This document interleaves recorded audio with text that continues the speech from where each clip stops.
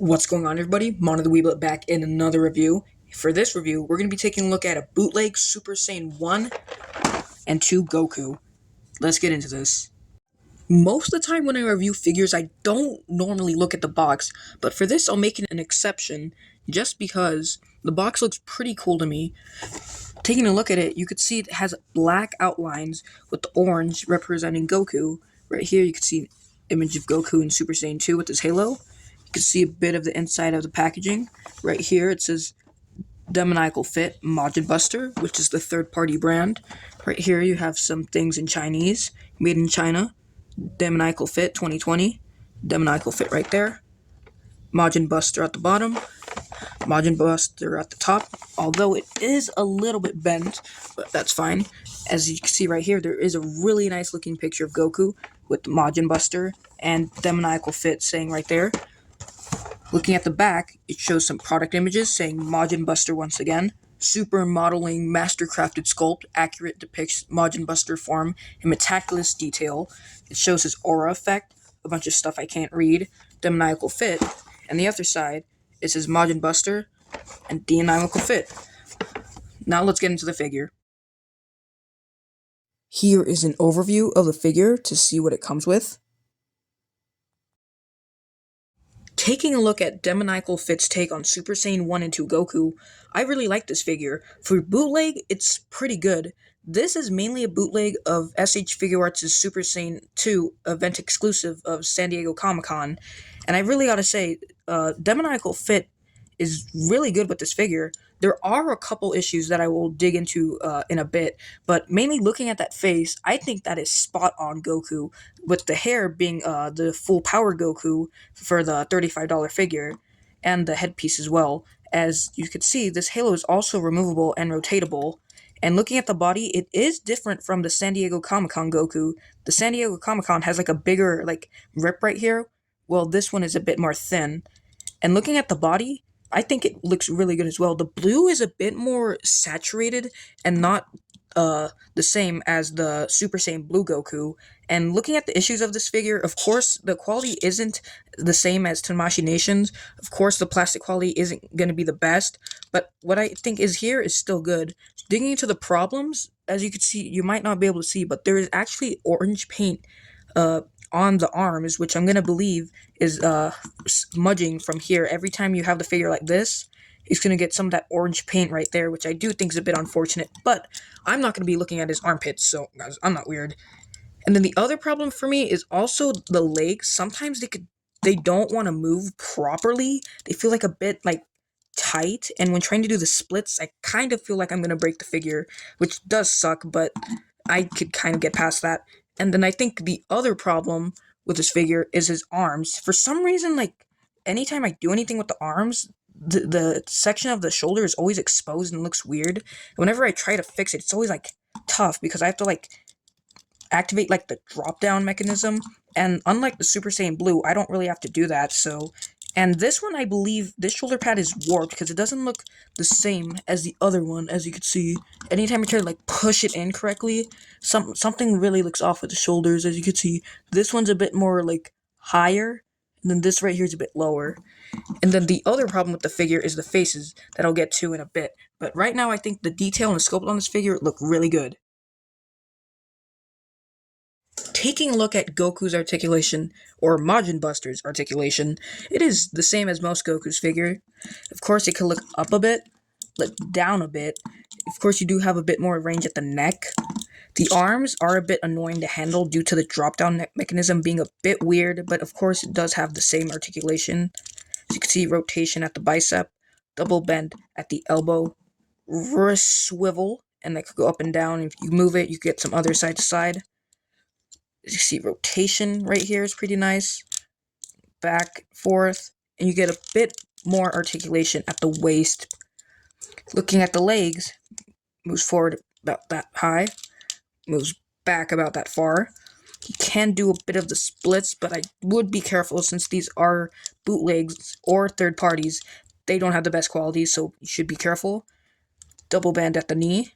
Of course, rotation at the foot. Pivot, and a little bit of a toe bend. Overall articulation is the same as most Goku figures, which is pretty good. So since this is a third party or bootleg figure that actually tries to be good, I'm going to go in detail a bit more than I usually do. Of course, looking at the accessories, it comes with 2 sets of electrical pieces you could put on its aura effect, which we'll look into in just a bit. We have these other sets, which are smaller, that go on the bottom row. Of course, looking at the hair, it's the Super Saiyan 1 hair, and you could switch it out for the Super Saiyan 2 hair, which plugs in relatively nicely and looks very good. Honestly, I think this is one of the biggest redeeming factors are the head sculpt and the faces. Now looking onto the faces, as you can see, that just fell off. It comes with a smiling face, which is the best face, I think, for this figure. And the other faces are not the best. I think there's a huge problem with those faces. And let me just plug them in right now. As you can see, this is the angry gritting face. And I'm not sure if you could tell on camera, but I think the eyes are a bit too close. And I think this one is a bit more higher going up, as you can see. It's still, the printing and everything looks really good, but I just think the face looks a bit off since it does use the full power Goku molds. As you can see, it goes downwards, which does look a bit weird. And looking onto the angry face, which might be the worst face of this figure. This is the angry face. Again, it looks alright. The printing and everything looks good, but I just think the eyes look a bit weird.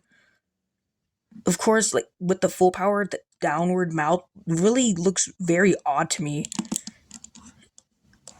But overall, I think the faces are pretty good. Now, taking a look at the hands, Goku does come with fist, blast hands, claw-like hands or Kamehameha hands, martial arts hands, instant transmission hands, with his final pair of hands being his karate chop hands. And for his final accessory being his charging up aura effect. This is very nicely painted, but the only flaw with this is there is just a little bit of white paint missing, but I think that's fine. But overall, this is really sharp, so if you get this, I'd recommend being very careful with it. Here's a look at the back. Of course, it's a bit more paler compared to the front. I'm pretty sure this is made of 2 pieces. One is this back piece, and the other is like this set of pieces, because there's like a bit of squishiness right here, so I'm pretty sure this front piece is one piece, and then this piece is the second piece, which is painted and everything, and I really think this is really good. But this accessory isn't finished yet. This also comes with the electrical pieces, which I mentioned earlier, that go in a specific pattern. As you can see, they just have like little balls that you plug in to these holes. So you put the big ones on the top, and these small ones, it should be pretty easy to get them in there. At first, it's a bit tough, but once you put them in once, they should easily go in. And once you have all the pieces, you can arrange them as you like. And the effect piece looks like this. Honestly, I gotta say, it's a really amazing display piece. Having this on my shelf, it really brings the shelf to life, especially with this nice, as you can see, this top piece that's nice, bright yellow, and the white on the bottom. A shame there's a little bit of that paint missing, but honestly, it's not really a big deal breaker. And honestly, this effect piece is honestly almost a 10 out of 10 for me. So what do I think about Demoniacal Fit MajinBuster? I think this figure is a good replacement for SH Figuarts Super Saiyan 2 Goku. Of course, this figure does have its cons. The quality isn't on par with SH Figuarts, but it does have its pros, because this figure comes with the Super Saiyan 1 headset and a Super Saiyan 2. And with this beautiful aura effect, with the many accessories you get, I think this is a really good figure. Of course, with the price of about $60, I recommend picking this up. If you guys enjoyed this review, make sure to like this video, comment down below what figures I should review next, and subscribe to my channel, and I'll catch you guys next time.